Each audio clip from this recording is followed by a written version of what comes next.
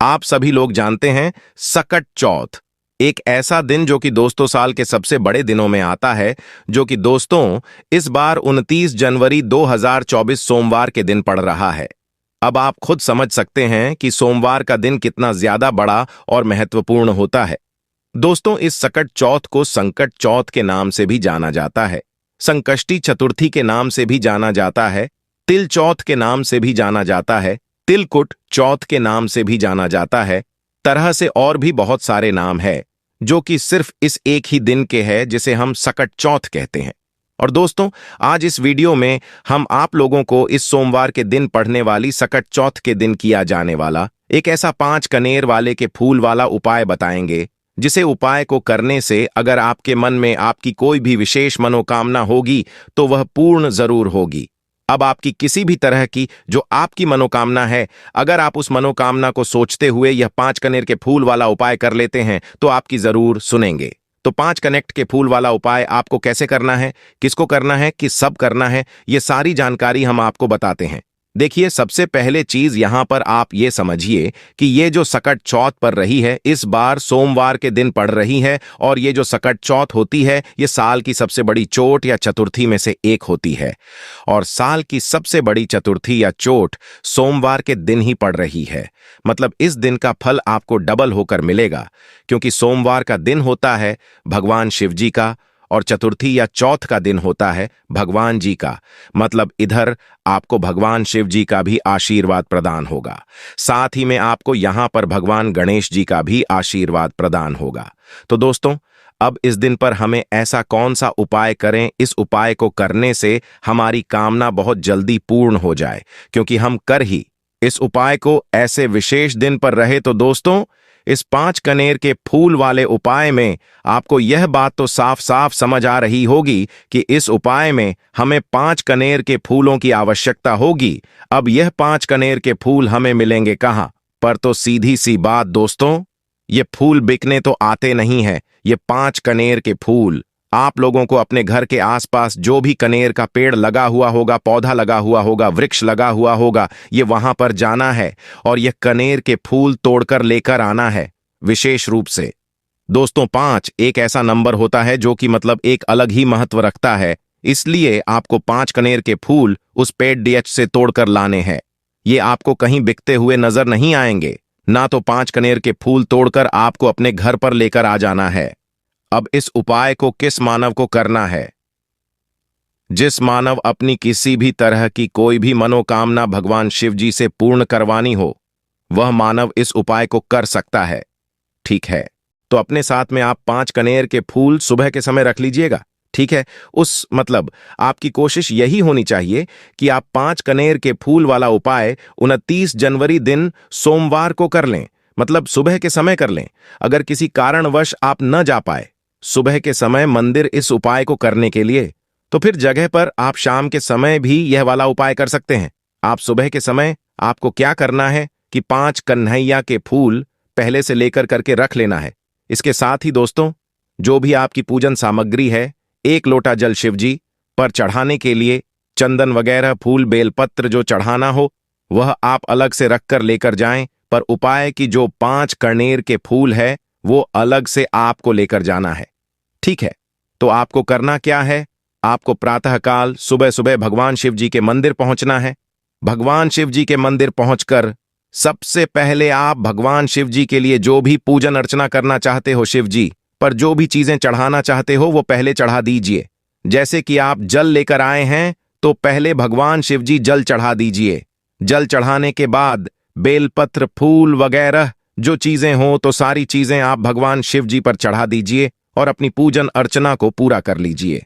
ठीक है, जैसे ही आपकी पूजा पूरी हो जाए उसके बाद में अपने वह 5 कनेर के फूल आप लोग निकाल लेना। ठीक है, 5 कनेर के फूल का उपाय करने से पहले आप भगवान शिव जी पर चंदन जरूर लगा देना। चंदन का त्रिपुंड बना देना या चंदन का टीका वगैरह को जरूर लगा देना। ठीक है, उसके बाद में आप लोगों को अब क्या करना है कि ये जो 5 कनेर के फूल हैं ना, इन 5 कनेर के फूलों को आपको 5 अलग जगहों पर समर्पित करना है। ठीक है, अब वह 5 अलग अलग जगह कौन सी हैं वो हम आपको बताते हैं दोस्तों। ये एक बहुत ही बड़ा और विशेष उपाय है जो कि सोमवार के दिन किया जाता है। और जब सोमवार के दिन ही चौथ पर जाए, सकट चौथ पर जाए, तो इससे अच्छी बात और क्या हो सकती है। तो 5 कनेर के फूल आप लोगों को लेना है और 5 करने के फूलों में से सबसे पहला फूल अब आपको निकाल लेना है। 5 और अलग अलग जगहों पर हम चढ़ाएंगे इसे। तो सबसे पहला वाला जो कनेर का फूल है, ये आपको भगवान गणेश जी वाला एक स्थान होता है।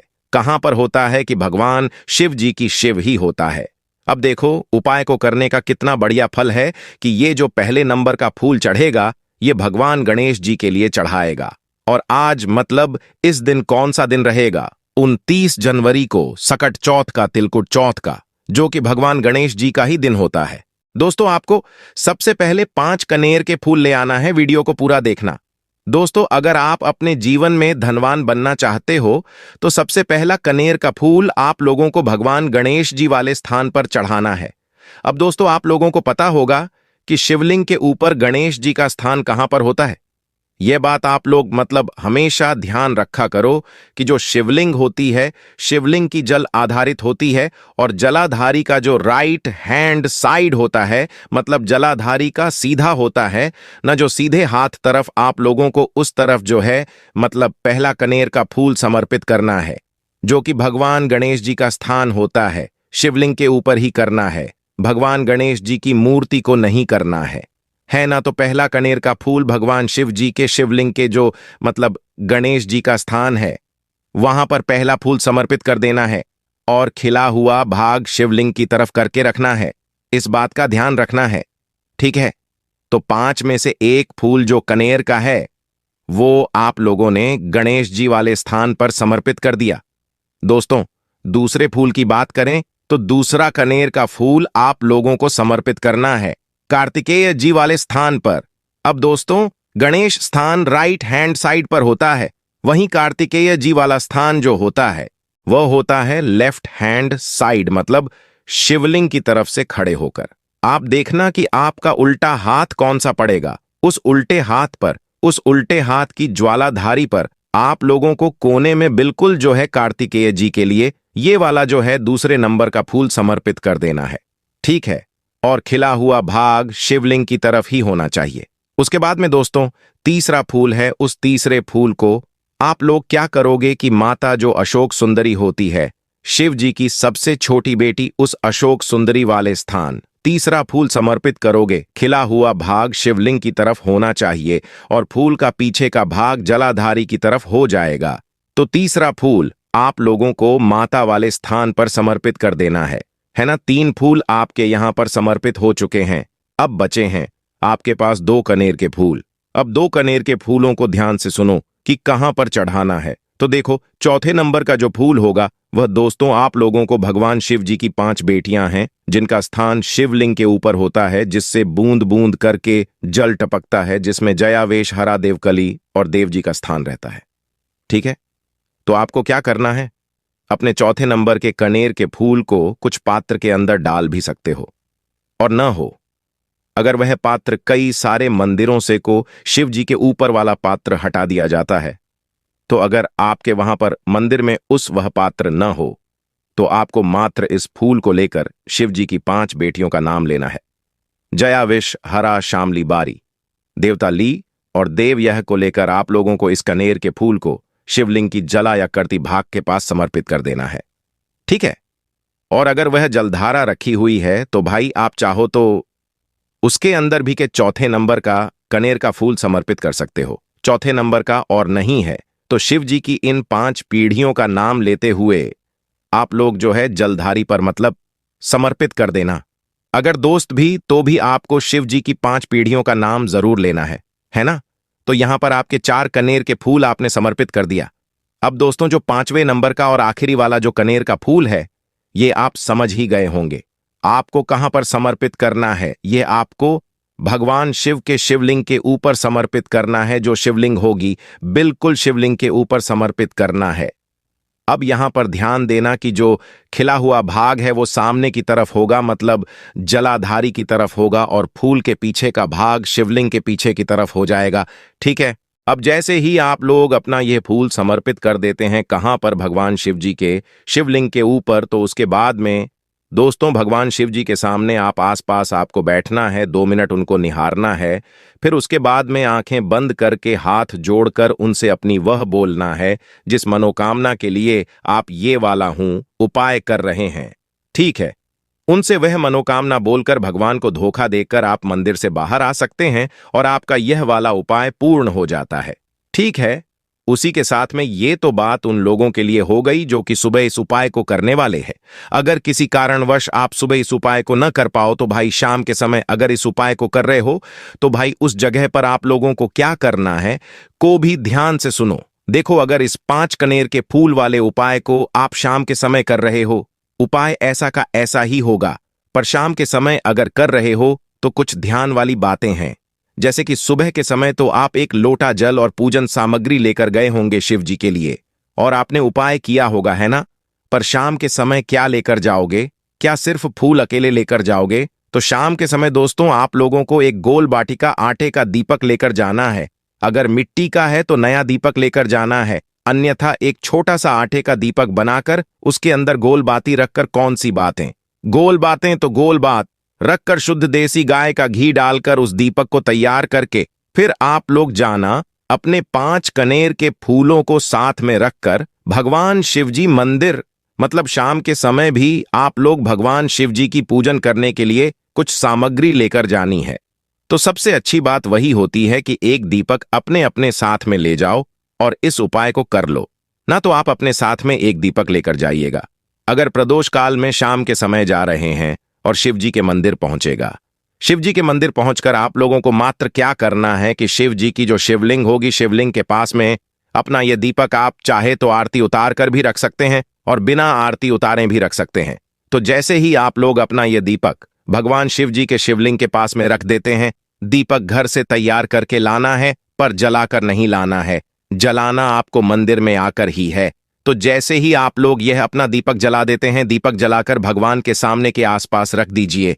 उसके बाद में दोस्तों आप लोगों को क्या करना है कि आपके जो 5 कनेर के फूल आप उपाय को करने के लिए लेकर आए हैं, फिर वैसे के वैसे ही आप लोग उपाय के जरिए करिए, क्योंकि अभी हमने आपको समझाया। पहला फूल आप लोग कहां पर चढ़ा गए? भगवान गणेश जी वाले स्थान पर। दूसरा फूल आप कहां पर चढ़ा गए? कार्तिक जी वाले स्थान पर। तीसरा फूल आप कहां पर चढ़ा गए? अशोक चंद्र जी वाले स्थान पर फूल आप कहां पर चढ़ाव गए? भगवान शिव जी की 5 बेटियों के लिए या जो शिवलिंग का कत्तई भाग होता है जहां पर जलाधारी के ऊपर शिवलिंग रखा हुआ होता है, उस भाग पर अपना चौथा फूल समर्पित कर दोगे। ठीक है, और 5वां और आखिरी जो फूल समर्पित करोगे उस समय भगवान शिव जी की शिवलिंग के ऊपर समर्पित करोगे। उसका खिला हुआ भाग सामने की तरफ होना चाहिए, जलाधारी की तरफ होना चाहिए।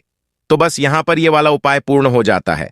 अब इस उपाय को करते समय दोस्तों इस बात का ध्यान रखना, अगर माताएं बहनें इस उपाय को करेंगी तो और अच्छी बात है, और अगर कोई बड़े इस उपाय को करें तो ही मतलब आप लोगों को सही फल मिलेगा। बच्चे इस उपाय को थोड़ा ना करें, क्योंकि उनको इस उपाय को करने में थोड़ी दिक्कतें आ सकती है। जैसे कि उन्हें भगवान गणेश जी, क्या कार्तिकी जी या अशोक सुंदरी का स्थान नहीं पता होगा, या शिव जी की 5 पीढ़ियों का नाम लेने में उन्हें दिक्कत होता था। अगर आप अपने बच्चों से यह वाला उपाय करा सकते हैं तो बिल्कुल करा सकते हैं, पर अगर बड़े इस उपाय को करेंगे तो वहीं इस उपाय को समझ पाएंगे। बच्चे को इस उपाय को करने में दिक्कत, समस्या, परेशानी हो सकती है, इसीलिए बड़े ही इस उपाय को करें और पूरे मन से करें। और आप अपनी जिस भी मनोकामना के साथ में यह वाला उपाय करेंगे, आपकी बहुत कुछ ही दिनों में या बहुत ही जल्दी कभी ना कभी पूर्ण जरूर हो जाएगी। आप करके जरूर देखिएगा दोस्तों।